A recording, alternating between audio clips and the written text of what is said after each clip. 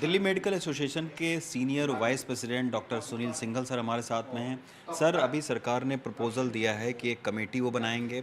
जनहित में उन्होंने ये कहा है कि डॉक्टर हड़ताल वापस ले लें, और तीसरी बात उन्होंने कहा कि 26 राज्य पहले से ही लेजिस्लेशन उन्होंने पास कर दिया है। हड़ताल वापस लेने की अपील की है आप लोगों से। जी, हम इस सरकार के स्टेप की प्रशंसा करते हैं और हम सरकार से मिलके बात करके इसको आगे बढ़ाएंगे। पर मेरी तो सरकार से, जैसे हमने अभी हड़ताल नहीं की है, ये एक सांकेतिक हड़ताल है, एक दिन की 24 घंटे की, आज सुबह 6 बजे से और कल सुबह 6 बजे तक की हड़ताल है। और जो सरकार ने रिक्वेस्ट की है कि अभी मलेरिया डेंगू का टाइम है, तो हम इमरजेंसी सर्विसेज अस्पताल में सारे में हमारी लागू हैं। जिसको भी कोई अगर इमरजेंसी है, मलेरिया डेंगू है या और भी कोई इमरजेंसी है, वो इमरजेंसी से हम पूरी की पूरी अटेंड कर रहे हैं। जहाँ तक हड़ताल का सवाल है, अभी हमारे पास आपके द्वारा ही पता चला है कि प्रपोज़ल आया है। एक बार प्रपोज़ल हम ये ले लें और हम एग्जीक्यूटिव में अपने रखेंगे, और जैसे भी फैसला होगा हम सरकार के मीटिंग के साथ आगे का स्टेप लेंगे। लेकिन जो सरकार कह रही है कि कमेटी हम बना दे रहे हैं, ये 2 दिन से सरकार ये कह रही है, साथ में ये भी कह रही है कि 26 राज्यों ने लेजिस्लेशन पास कर दिया है।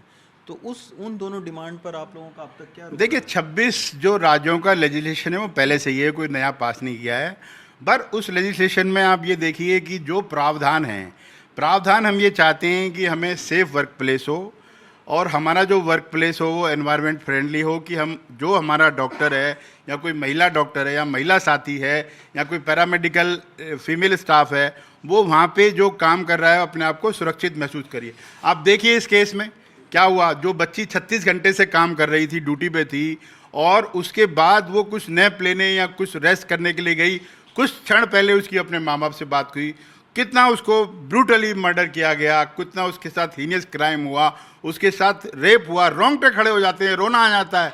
आप उन चीज़ को शब्दों में बयान नहीं कर सकते, मैं आपके टीवी पे नहीं बोल सकता। उसको 47 इंजरी थी, जेनाइटल्स में इंजरी थी, और जो प्राइमा फेसी एविडेंस हैं वो दिखाते हैं कि वो गैंग रेप हुआ, खाली रेप नहीं था।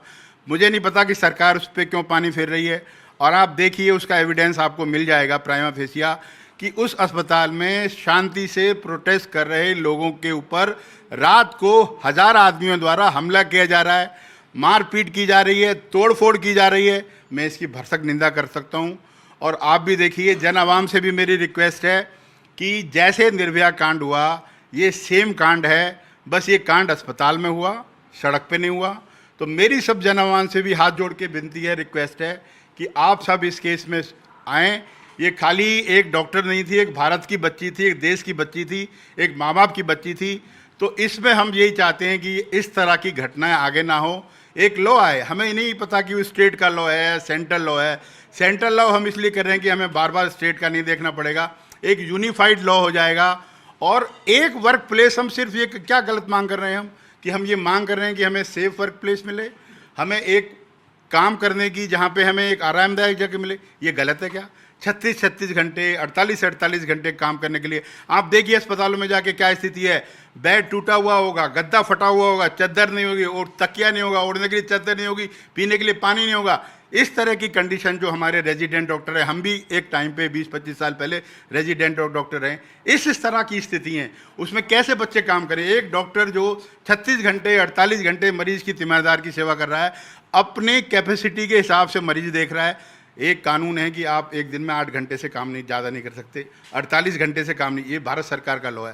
पर क्योंकि एक ह्यूमैनिटेरियन बेसिस पे एक डॉक्टर होने के नाते हम सबका जज्बा बन जाता है, हम सबकी जिम्मेदारी बन जाती है कि हम ज़्यादा काम करें, 12, 24, 36, 48, हम इतने घंटे भी काम करते हैं। उसके बाद भी हम, आप क्या एक्सपेक्ट करते हैं कि एक हमारा बलात्कार कर दिया जाए? क्या इसके बाद आप एक्सपेक्ट करते हैं कि हमें मर्डर कर दिया जाए? हमारी सेफ्टी नहीं है, कौन काम करेगा? आप मुझे बताइए। तो निश्चित तौर पर अभी इस पर क्या रुख होगा, ये बैठक के बाद डीएमए और आईएमए तय करेगी। दिल्ली से अरुण नेगी के साथ रवीश रंजन शुक्ला, एनडीटीवी इंडिया।